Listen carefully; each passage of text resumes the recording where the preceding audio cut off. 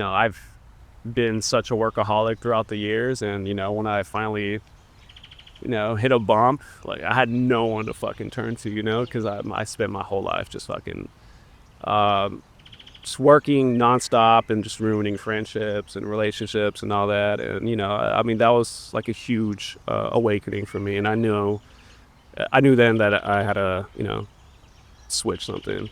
Today, I'm with my friend Axel. Hello, I'm Axel Hernandez, and I am a cinematographer. Right out of high school, I didn't know what I wanted to do. Mhm. Went to college, took a bunch of nonsense class just for the illusion Right. that I had my shit together. My last 9 to 5, I was working at Amazon, and I was just the unfortunate thing is that I was too good at what I was doing. I would finish my route pretty quick within Right. like the first 4 hours out of my 12-hour shift. No, no way. And then so they'll just send me out to help other people that aren't working as hard as I was, Mhm. So it was a hot day in July, and I just, I wanted to quit so bad, but then like I'll just go through that loop again, like another 9 to 5. Okay, like what else am I gonna do? Like it's I gotta find something more stable. So I backtrack, and this was before the social media boom. I was editing, and I wanted to see if there was a career in that, and there was. And editing led to holding a camera, which led to video. So Oh wow. yeah, that's it's a whole process, but yeah. How long have you been doing it for? I started shooting and editing around 2018, Mhm. late 2018, 2019, and wasn't until 2020 is when I started doing it more Like consistently? consistently. Yeah, Right. yeah. Yeah. I'm titling this whole series "Yapping with Struggling Artists," but honestly, I don't think you're struggling. But maybe I think there's like a whole spectrum of struggling artists, whether it's like some people can get consistent work, but there's work that they'd rather be doing within that area, or like Right. financially, which I kind of spoke about before. Um, Yeah, I feel like we all struggle in our yeah. own ways. What do you feel is your area? My area is just like I can never sit and relax, and after I do a project, a commercial, like I'm on to the next one. If I don't have something within the next week, then like I panic. And I mean, having a kid really puts a clock over your head, and seeing him grow, it's just like, okay, well, I'm not where I want to be. What is that? Like, where do you want to be? I just want consistent jobs, not like a commercial here, then like a month later another commercial or film. I just want something more, or stable. I know in the film industry it's not going to be the case, but like more, I kind of want the illusion of that, where I'm Okay. just not like chasing jobs, because when you do that you just never really clocked out. You Right. never really sit and enjoy Yeah, life. I feel that. It's just kind of why this year, at the start of this year, I started looking for like 9 to 5 in-house creative jobs. So at the time right now, I'm working a data entry job, part-time, so that I could kind of like write at the start of the day in my free time before work starts. And I've only been doing like a week of it, and honestly, it feels better for my like mental health, because I'm like, oh, I have this consistent thing that doesn't make that much money, but it still is some flowing income, so I could. You could sit in the couch and finally enjoy a movie without Exactly. fucking feeling guilty about it. Exactly. And it gives me time to like kind of really hone in more of my like uh work that I want to create. What is some type of like work that you want to do as a DP? Like, what type of work is going to make you happy and proud of doing? I think more because I grew up watching monster movies. My Mhm. dad would just fucking, take me just watch rated R movies at age 5 or What the whatever. hell? Yeah, so I fell in love with like horror and monster movies, and I think my dream job would be a horror feature, Really? whether it's an actual um, a monster or whatever, or what you mentioned, psychology. I didn't really Yeah. put that in mind, but that sounds pretty interesting to Yeah. me, but, Like psychological horror. yeah. Yeah, horror is always kind of a fun genre, and I would definitely like to also pursue that genre at some point. I guess I want to try all genres, but Right. horror, I like finding different ways to like scare people, and I'm constantly seeing things online that I'm like, oh, that's a interesting way of doing things that For sure. is freaky. I like saw a scene once from an old Spanish movie. I don't actually know the whole context of the movie. I just saw this clip, but it was like from behind the shoulder of a woman standing looking down this hallway.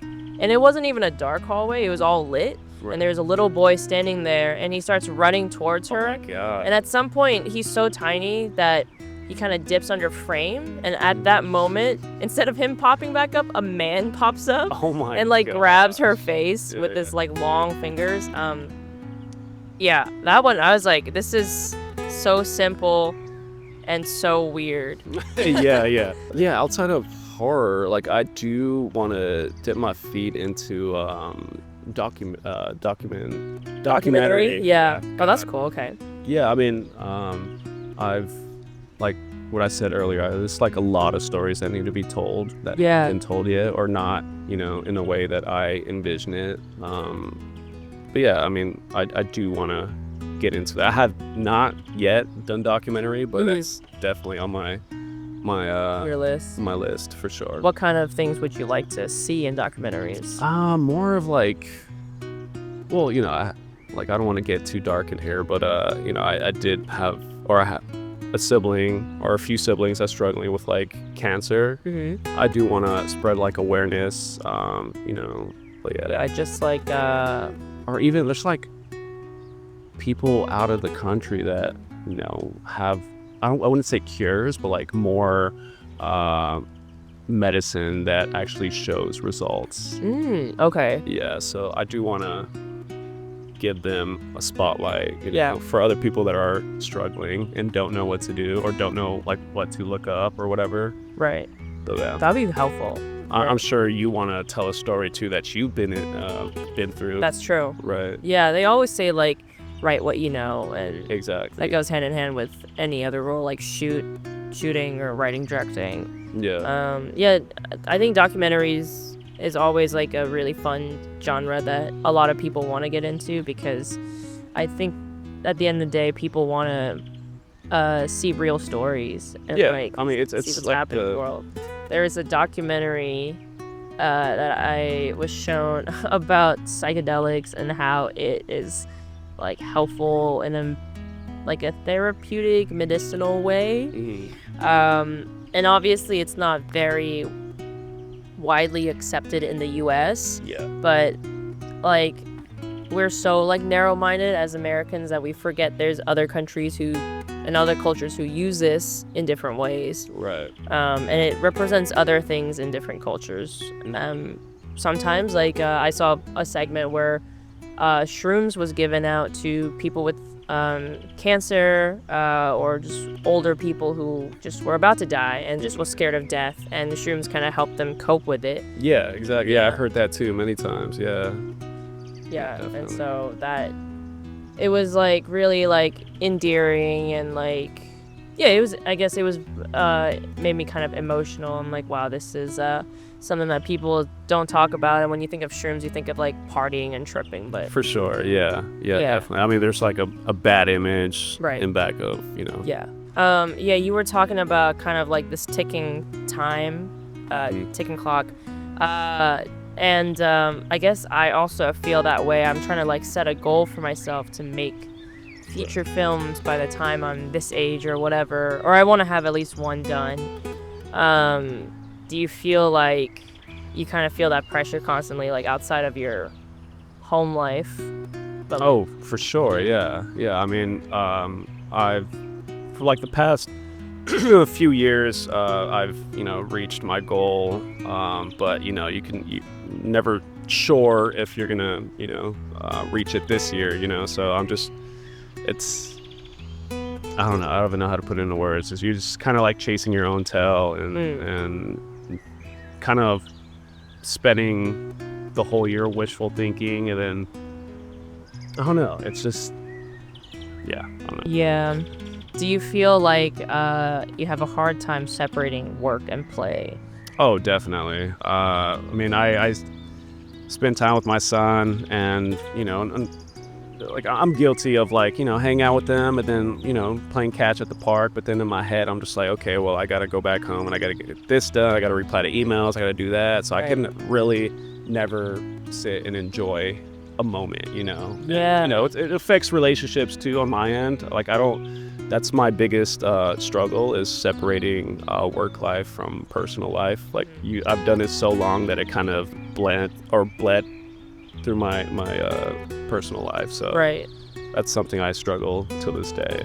Yeah, I think I used to go through that as well in my first few years because I came out here after film school but it also felt like everybody else went to a better film school than me and was already doing a lot of things straight out of college, and I felt the need to hurry up and catch up, so I didn't give myself a lot of free time. And again, yeah, like you, if I did, I would always be thinking of the next move, and if I was in a social setting, a lot of it would circle around networking, which I always kind of shit is like- on people who do that. Yeah, I mean it's like 90% of like who you know, Yeah. than your skills and all that. I mean, skill plays a huge part, but it's like relationships with producers, directors, and all that that'll get you jobs. Exactly. So I kind of understand where you're coming from because I didn't go to film school, so I seen other people right out of film school to get fucking huge jobs and all that, and I'm just like, damn.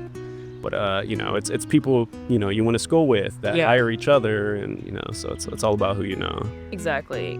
I like to every once in a while take like big trips away from home, whether it's like 2 or 3 hours away from LA. But just out of LA, there's a lot of nice like national parks like Idlewild and Big Bear that feel very still away from the city and like in the woods. I also like went to Japan and like didn't get an eSIM or anything for the entire time I was there for like 10 days. Yeah, I think I try to really intentionally put myself in situations where I have to be off grid so as to not think about work. That I've started to learn how to separate my personal and work life, and it's been doing wonders for my mental health and obviously my relationships. Yeah. That's one thing I struggle too. Like on trips, I enjoy myself, but then like on my way there or on my way back, I'm just like, okay, after this trip, I got this much to do. Yeah, no, I feel that. Whenever I'm in like a social setting and work comes up, I try to like not talk about work, and like Yeah. we have a friend who really likes to talk about work, and he's like told me that like he likes that I am one of his like very, very few friends who don't talk about work, which is funny. And I think that whole thing like stems from just, I guess I get kind of annoyed because like sometimes like work stuff comes up where I feel like I can't contribute to the conversation because it's like a little too advanced or just not really in my interest, and then it just goes on for a long time. Yeah, So, definitely. Yeah. No, I get it. I mean, that's also healthy too. You don't want to talk about work 24/7. We got more things going on. Is there anything else you want to bring up about like kind of like the sides of film that they don't talk about? I think also just finding that fine line between, I want to say passion project, but projects and paid projects. I do find myself, accepting less pay just because I really want to get this project done or Right. do this project. But like from another business standpoint, it's, I feel like film, like we're definitely taken for granted. Yeah. We accept low pay majority of the time. Right. But that's again just my struggle. I don't know if anyone else feels the same way or whatever, but like if you take a step back and then just kind of like like any other business, like let's say construction for an example, like they're not going to accept less pay because they really want to get stuff done, you know. Yeah. So this is kind of like find your worth. exactly. Yeah. Exactly. But like I also find myself just like taking less because I want to get a job done, but like Right. it's not. I mean, I have fucking thousands of dollars worth of equipment just to get paid shit, you know. It's just like I gotta find that line. Yeah. Over time, you kind of like build up your rate depending sure. on like what you feel like you're worth, or like But just also like the film industry is so saturated. Like Yes, other that too, people yeah. would just like accept it at a lower rate. right. You know? Exactly. I am kind of in a transitional period right now where I want to move from cinematography to directing because cinematography isn't satisfying my needs as I thought it would. It is not as like romantic to me than I imagined it to be. I don't know what I imagined actually, but I guess it wasn't really bad, and I just wasn't as into it as many other people, like even you, even Ben, like Yeah, you gotta you know when you're obsessed with the craft. You know? Like I've seen you now writing more, directing more, and you know I see, you know, a huge spark right. back compared to like what you're doing earlier. You know, like you're actually into that more than cinematography. Right. And it's funny you say that it like kind of shows to other people as well. And yeah, like I am like directing a few things here and there. And I guess I'm really like passionate about like just telling stories that I feel like are very close to home and that would really satisfy my itch. Wait on this guy. This guy. All right. But yeah. Yeah, what's like a movie or show that's like really impacted you in a, I guess it could be positive or negative way, like emotionally? Damn. What's yours? I have a few, but I only bring this up because I was thinking about it on my drive from Vegas yesterday. There's a scene in this movie called Tuck Everlasting, just made from a book. And the whole premise basically is about like this girl falls in love with a guy who he and his family drink some water that made them immortal. Oh, okay. So like they live forever, but they also can't die. So if they like shoot themselves, they'll regenerate. So they've been living on the earth for years and years, and they fall in love. And obviously she's mortal right now, so she will eventually die. So the guy, her lover, was just like, "Oh, do you want to drink this water or not or whatever?" So she's thinking about it. She's really on the brink of maybe like, yeah, I'll drink it. And at the same time that storyline's happening, her grandmother is close to just dying, like in her like just natural state. Yeah. So her and her mom put the grandmother in like a bedroom where she's just laying there.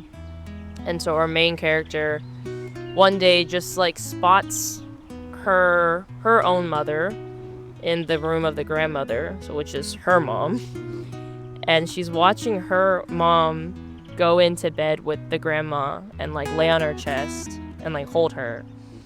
And I was just like, damn, like I guess that scene only like made me emotional because I was like, you never like think about your parents being somebody's child too, and like going through their own life and life experiences. Yeah. And that was the entire scene. It was a very short little scene. There was no words spoken. It was just, Oh wow. Okay. yeah, her watching her mom be her child for the last time. And I was like, that's like pretty strong. Like, I would really like to make something that powerful without even like dialogue or anything. For sure. Yeah. No, definitely. I mean, you know, I've always lived with a chip in my shoulder. Like I feel like I always got to prove something. So I'm gonna have to go with two movies that are pretty random. But first one, I'm really into musicals, by the way. Okay. So The Greatest Showman would be my one. I haven't seen that. Yeah, it's you know, he was some main guy, Hugh Jackman. He was poor. His dad was poor, and he was shining the shoes of a wealthy person. And then Hugh Jackman, as a little kid, fell in love with the rich guy's daughter. Right? Right.